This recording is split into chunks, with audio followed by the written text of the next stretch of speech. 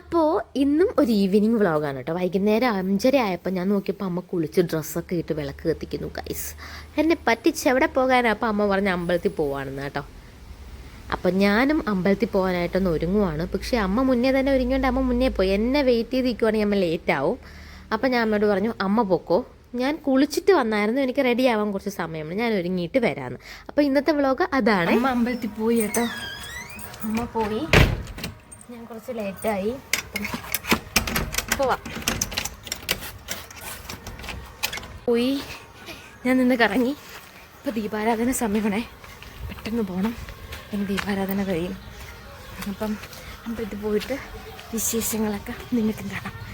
Okay, അപ്പം വന്നോളൂ. ആൾക്കാരൊക്കെ കണ്ടുവയ്ക്കും, നമുക്ക് എന്നെ പ്രാന്താ. എന്തായാലും അമ്പലത്തിൽ പോവാം.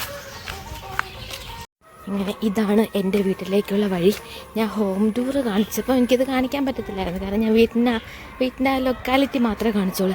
ഈ വഴിയാട്ടോ, 2 വീലർ കയറി വരും, ഓട്ടോയ്ക്കൊന്നും വരാൻ പറ്റത്തില്ല. പിന്നെ 2 പേർക്ക് ഇങ്ങനെ കൈ പിടിച്ചൊക്കെ തരാം, അത്ര ഒരു സ്പേസ് ഉണ്ട്. അങ്ങനെ ഇതാ മെയിൻ റോഡ്. മെയിൻ റോഡെന്ന് വെച്ചാൽ നമ്മുടെ ആറ്റിങ്ങൽ മെയിൻ റോഡാണ്.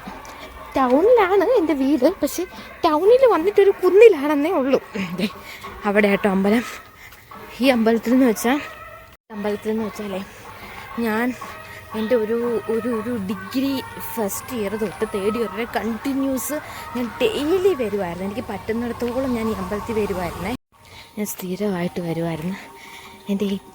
ഞാൻ ഏറ്റവും എത്രയൊക്കെ വലിയ അമ്പലങ്ങളിൽ പോയെന്ന് പറഞ്ഞാലും നമ്മുടെ മനസ്സിലുള്ള വിഗ്രഹവും അമ്പലവും ഒക്കെ നമുക്ക് ഏറ്റവും പ്രിയപ്പെട്ട ഒരു അമ്പലം ഉണ്ടല്ലോ, അതിതാണ് കേട്ടോ. ശിവനാണുള്ളത്, മഹാദേവനാണ്. ഞാൻ ഇവിടെ നിന്ന സമയത്ത് എനിക്കൊന്നും എല്ലാ വർഷവും ശിവരാത്രി വ്രതം പിടിക്കുമായിരുന്നു, നല്ല കഠിന വ്രതമൊക്കെ പിടിക്കുമായിരുന്നു. ഭയങ്കര രസമായിരുന്നു, എന്തോ അടിപൊളിയായിരുന്നു. ഇപ്പം കുറേ നാളായി പോയിട്ട്.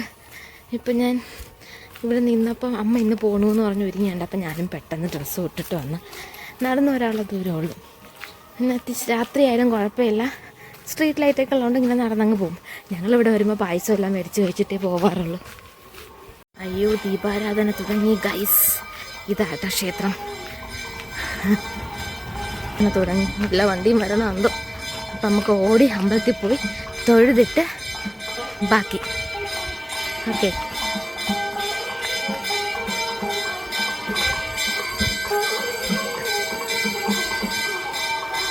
അകത്ത് ക്യാമറ അലോ ചെയ്യുന്നതല്ല.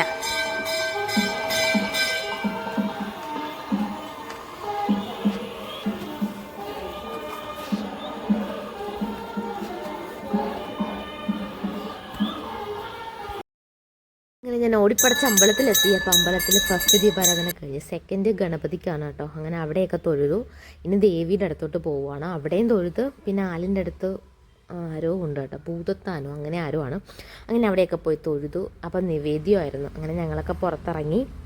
നിവേദ്യമൊക്കെ കഴിഞ്ഞിട്ട് അകത്ത് കയറാം.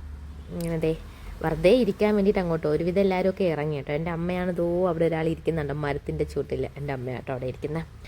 അങ്ങനെ പോയി അവിടെ ഇരുന്നു. എന്നിട്ട് നിവേദ്യം കഴിഞ്ഞപ്പം പിന്നും ഞാൻ അകത്തേക്ക് പോവുകയാണ്. എനിക്ക് ഭയങ്കര ഇഷ്ടമാണ് കേട്ടോ, ഒന്നും ആലോചിക്കത്തില്ല, ഭയങ്കര പോസിറ്റീവ് വൈബാണ് ഇവിടെ നിൽക്കുമ്പം. എല്ലാം നമ്മളൊക്കെ ഭയങ്കര രസമാണ്. ലാസ്റ്റ് പിന്നെ പായസം വാങ്ങൽ, നല്ല കടും പായസം കിട്ടും കേട്ടോ, അതൊക്കെ മേടിച്ചിട്ടേ ഞാൻ പോകാറുള്ളൂ. അങ്ങനെ പായസമൊക്കെ മേടിച്ചു. അപ്പോൾ നല്ല മഴ ആയത് കേട്ടോ. പായസമൊക്കെ മേടിച്ചിരുന്നപ്പോഴേ മഴത്തുള്ളികളൊക്കെ വീണ് തുടങ്ങി. അമ്പലമൊക്കെ അടച്ച്. ഞങ്ങളിവിടെ വന്ന് അമ്പലം അടച്ചിട്ടേ ഇറങ്ങാറുള്ളൂ. ഞങ്ങളുടെ അമ്പലത്തിൽ ആ ലൊക്കാലിറ്റിയിലുള്ള ആൾക്കാർ എല്ലാവർക്കും തമ്മി അറിയാം. ഭയങ്കര പവറും പത്രാസും ഒന്നുമുള്ള ആൾക്കാരൊന്നും അല്ല, എല്ലാവരും സാധാരണക്കാരാണ്. അപ്പോൾ നമുക്ക് വീട്ടിൽ നിൽക്കുന്ന കോലത്തിൽ പോവാം. അങ്ങനെ കുടയൊക്കെ പിടിച്ച് എൻ്റെ അമ്മ നടന്ന് പോവാം. വരുന്ന വഴിക്ക് ഒരു ആൻറ്റി കുട വന്നു കേട്ടോ. ആ തേരിയിൽ കൂടി ഞാനും അമ്മയും തിരിച്ചു പോവുകയാണ്. അപ്പോൾ ഇന്നത്തെ വ്ളോഗ് ഇത്രയേ ഉള്ളൂ.